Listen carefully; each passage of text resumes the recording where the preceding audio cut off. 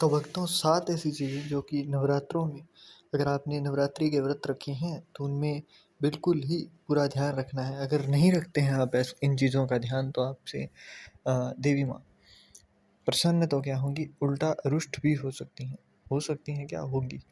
तो कौन-कौन सी है वो 7 चीज़ें?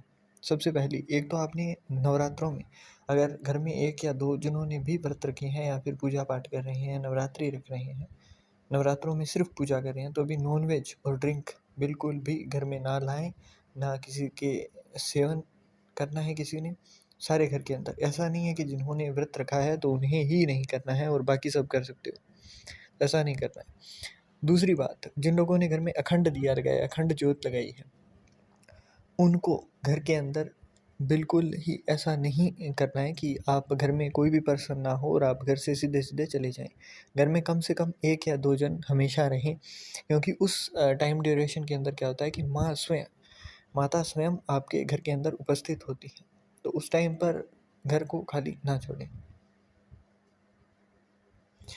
तीसरी चीज़, नवरात्रों में बाल और नाखून ना कटवाएँ और इन चीज़ों से परहेज़ करें कि आप नवरात्रि के दौरान बाल और नाखून बिल्कुल ही ना कटवाएँ।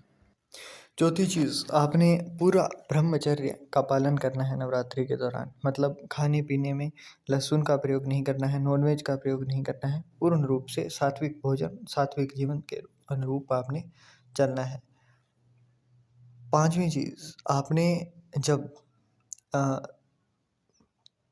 नवरात्रि शुरू कर दी तो उसके बाद से ये नहीं है कि आप भूखे रह रहे हैं और उसके बाद में तम्बाकू का सेवन कर रहे हैं, गुटखा ले रहे हैं या फिर कोई भी एडिक्शन है, तो उस चीज़ का आप चलने ही दे रहे हैं उस एडिक्शन को भी आपने रोकना है। ऐसा नहीं होगा कि आपने अ, हुक्का पी रहे हो या फिर गांजा ले रहे हो, कुछ भी आप एडिक्शन कुछ भी नशे की चीज़ों का सेवन करते हुए आप नवरात्रि रख रहे हो, तो ऐसे में क्या होता है कि बहुत सारे लोगों को देखने को मिलता है कि उनसे उस भूल का कारण बहुत सारी दिक्कतें घर के अंदर आने लगती हैं, जैसे कि कोई बीमार हो गया या फिर वे खुद भी स्वयं को स्वास्थ्य के रूप में पूरा स्वस्थ नहीं पाते हैं, क्योंकि इनसे नवरात्रों में माता रुष्ट हो जाती हैं।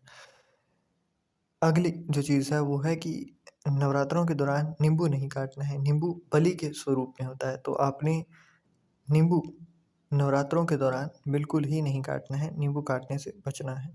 उससे अगली चीज़, जब तक नवरात्रे होंगे तब तक आप जो लोग दुर्गा चालीसा करते हैं, दुर्गा सप्तशती का पाठ करते हैं, आरती करते हैं, तो उसके दौरान आपने किसी भी तरीके से डिस्टर्ब नहीं होना है। मतलब मोबाइल ऑफ कर दीजिए या फिर साइलेंट कर दीजिए, बीच में बात नहीं करनी है, किसी से भी कोई इशारा नहीं करना है। बिल्कुल उस टाइम ड्यूरेशन के अंदर आपका ध्यान जो है पूरा, वो उसी काम में होना चाहिए जिस पूजा पाठ साधना के लिए आप विराजमान हैं वहाँ पर। तो इन चीज़ों का आपने ध्यान रखना है, ताकि आपसे नवरात्रा में चाहकर भी कोई ऐसी भूल ना हो, अनजाने में भी कोई ऐसी भूल ना हो।